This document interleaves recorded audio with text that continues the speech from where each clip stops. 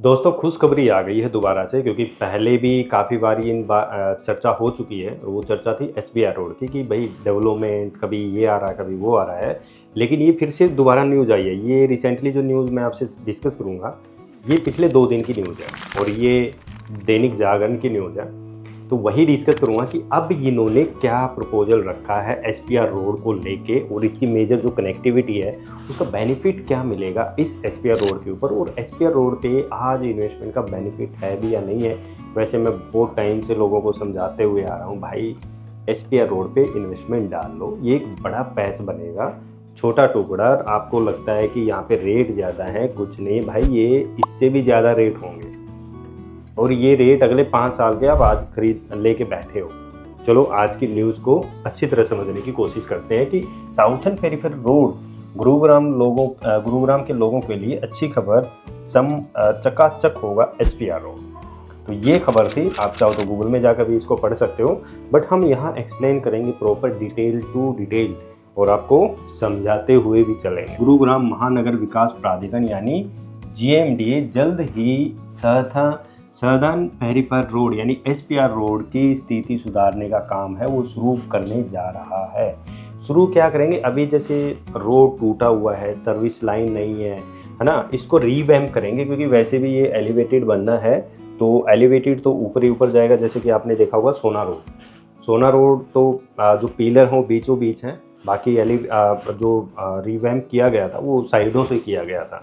तो प्राधिकरण ने वाटिका चौक यानी जो आपका बादशाहपुर की जो रेड लाइट जिसको हम बोलते हैं वहाँ से यानी वाटिका चौक से NH8 यानी NH48 भी बोलते हैं NH8 को, तो 48 तक खेड़की दोला जो टोल है जहाँ पे आपने देखा होगा जो क्लोवर लीफ बना हुआ है वहाँ तक एसपीआर रोड को और मरम्मत के काम के लिए निविदाएं आमंत्रित की है। यह कार्य करीब 9.65 करोड़ रुपए की लागत से किया जाएगा।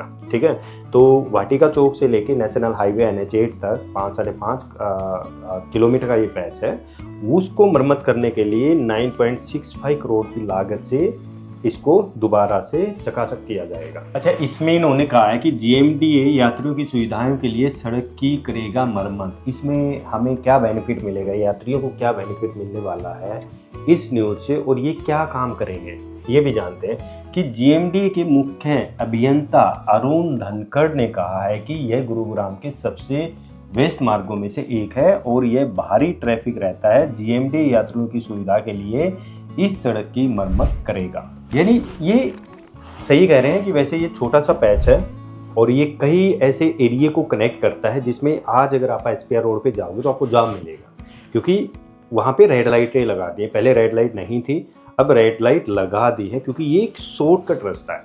अगर किसी को इधर आना है सोना रोड तो वो एसपीआर रोड से आता है, एक्सटेंशन जाना है तो एसपीआर रोड से आता है, किसी को आपके एक्सटेंशन गोलकोस्ट रोड या सताउन टाउन इन सेक्टरों में जाना है तो एसपीआर रोड से आता है, सोना जाना है तो एसपीआर रोड से जाना है, फरीदाबाद जाना तो एसपीआर रोड से जाना है। तो वैसे ही ट्रैफिक तो बढ़ेगा ना उधर से आने के लिए। दूसरा, लोग यहाँ पे टोल बचाने के लिए तो जो सोना रोड वाले हैं उनको न्यू गुड़गांव जाना है तो एसपीआर रोड से जाएंगे, तो चारों तरफ से रास्ता आता है। तो इसलिए यहाँ पे काफ़ी इसको बोला गया है कि सबसे बेस्ट मार्ग है ये, तो है ही तो क्योंकि बहुत सारी कनेक्टिविटी इससे होती है।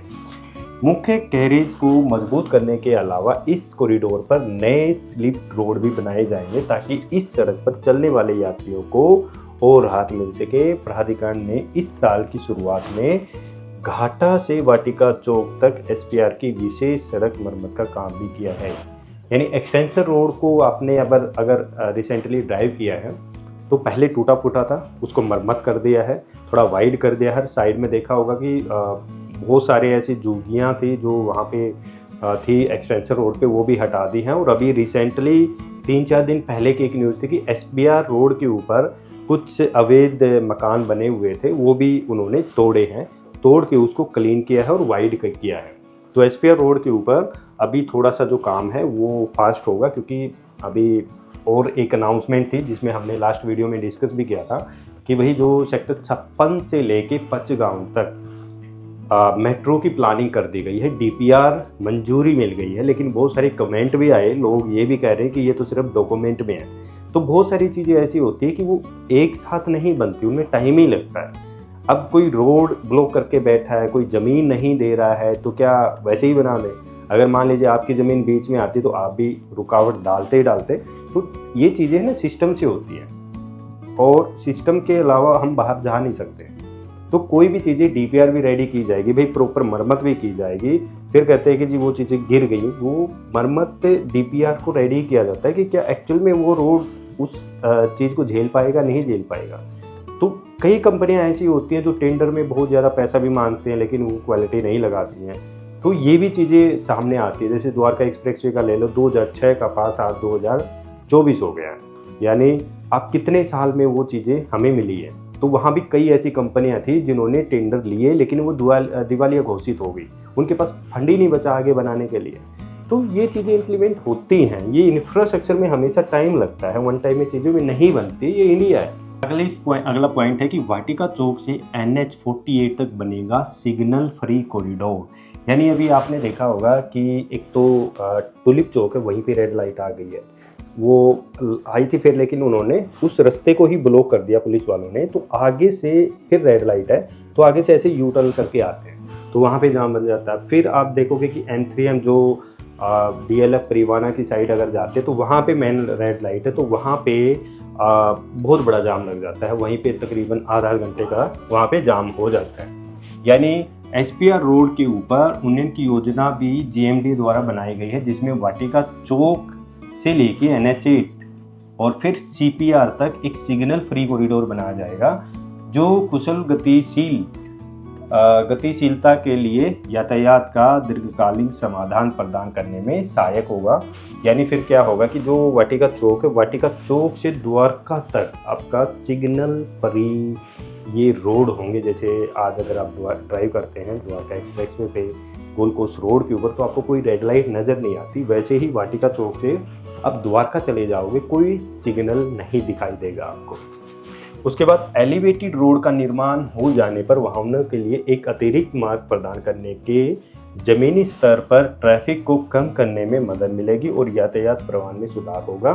ये विशेष रूप से बस समय के दौरान बाधाओं को कम किया जाएगा। देखो यहाँ पे ना एलिवेटेड, मैंने बताया कि एलिवेटेड तो ऊपर से बनेगा, तो एलिवेटेड जब क्लोर लिफ्ट से एलिवेटेड उठेगा NH8 से, और वाटिका जो चौक है वहाँ पे एक क्लोर लिफ्ट बनाया जाएगा जो वहाँ से एलिवेटेड आएगा, और जो गुड़गांव सोना एलिवेटेड है उसके अंदर उसको कनेक्ट कर दिया जाएगा। तो जो व्हीकल है ऊपर जिसको सोना जाना है, राजीव चौक आना है, तो इस एलिवेटेड रोड को यूज कर सकता है जो गुड़गांव सोना है।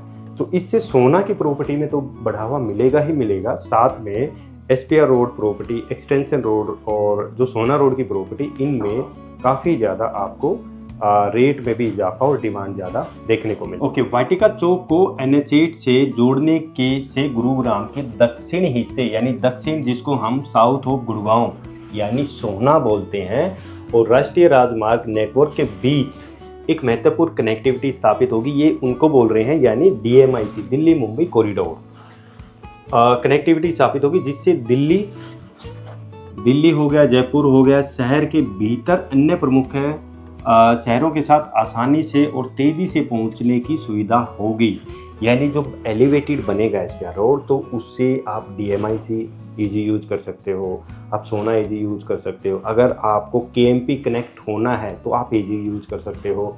और उसके साथ जैसे कि आपको फरीदाबाद जाना है, सोना जाना है, या गुड़गांव के किसी हिस्से में जाना है, इस एरिया में आपको जयपुर जाना है, दिल्ली जाना है, द्वारका जाना है, तो मेजर कनेक्टिविटी आपको यहाँ पे प्रोवाइड होगी। साइबर सिटी और आसपास के इलाकों में विकास की रफ्तार ट्रैफिक के दबाव की वजह से धीरे धीरे कम होती जा रही है। विकास की रफ्तार बनी ही न रहे बल्कि तेज हो, इसके लिए सार्वजनिक परिवहन की सुविधा को बेहतर करने पर तत्काल जोर देने की जरूरत है।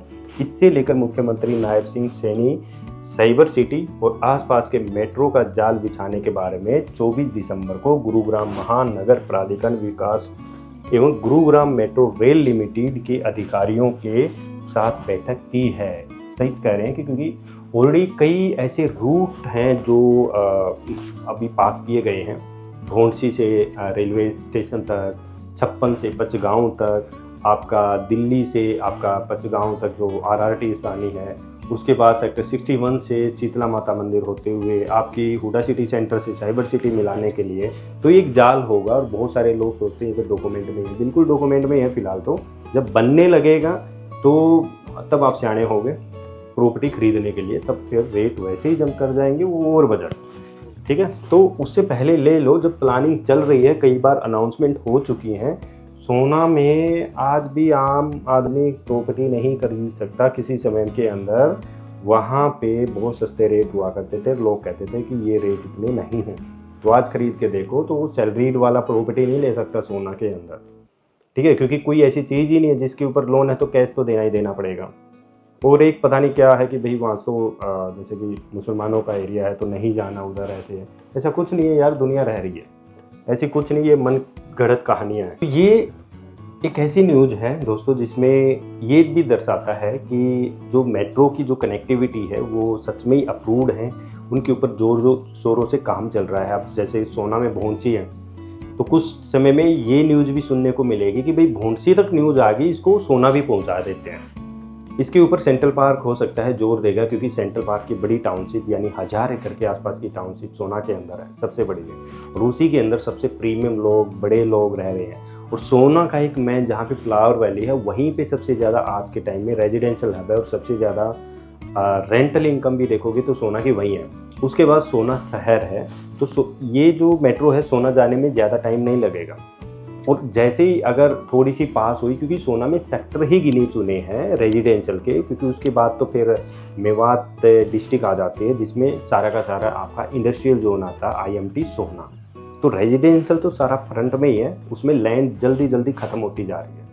तो वहाँ पे आपकी रेंटल इनकम प्लस एप्रिसिएशन दोनों बढ़ेंगे। 5 साल आप प्रॉपर्टी होल्ड करके तो देखो, प्रॉपर्टी बाई करो, आज ही बताओ कौन सी ऐसी है जो आपकी फंडिंग के अकॉर्डिंग है, आपकी प्रॉपर्टी भी जाएगी, सारी चीज़ें जाएंगी। या आपका बजट अच्छा है तो SPR रोड या सेक्टर 76, 78 और 80 की तरफ तो डाल दो। अगर बजट आपका 4 से 5 करोड़ है, 3 साढ़े 3 करोड़ भी है तो 80 के अंदर प्रॉपर्टी लेके छोड़, तो वो एरिया बहुत डेवलप होने वाला है। सेक्टर 80 वाला इन्वायरमेंट अच्छा है यार, सारी चीज़ें अच्छी हैं।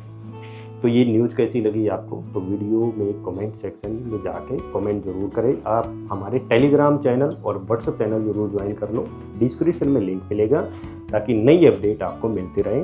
बहुत सारी जानकारी आपको इस चैनल के माध्यम से सीखने को और सुनने को और देखने को भी मिलेगी। थैंक यू दोस्तों। तो लाइक ज़रूर करके जाना और चैनल को ज़रूर सब्सक्राइब करके जाना। Thank you.